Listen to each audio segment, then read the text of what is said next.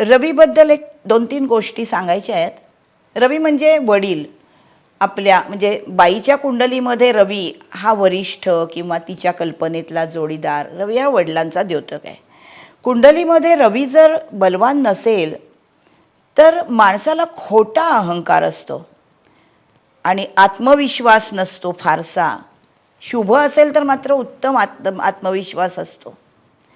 गोचरीचा रवी 3, 6, 10, 11 या स्थानामधून जाताना शुभ परिणाम देतो, कारण रवी हा पापग्रह आहे आणि ही 4ही स्थानं ही उपचय स्थानं आहेत.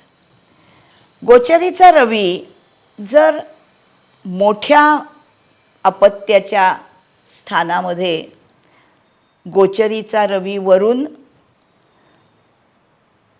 राहू किंवा शनी जाईल तर हा वडिलांच्या तब्येतीला फारसा चांगला नाही आहे. आणि कुंडलीतला रवी जे मोठं अपत्य आहे त्याच्या कुंडलीमधल्या रवीवरून शनी जाणं हे वडिलांसाठी थोडंसं त्रासाचं असतं. शनीच्या महादशेमध्ये किंवा शनी जर कुंडलीत अशुभ असेल म्हणजे नीचीचा असेल मेषेमध्ये किंवा रवीच्या राशीत असेल तर त्याला फार बळ नाही आहे. असा जर अशुभ शनी कुंडलीमध्ये असेल तर 9मुखी रुद्राक्ष वापरावा, त्याच्यामुळे आरोग्यासाठी तो चांगला आहे.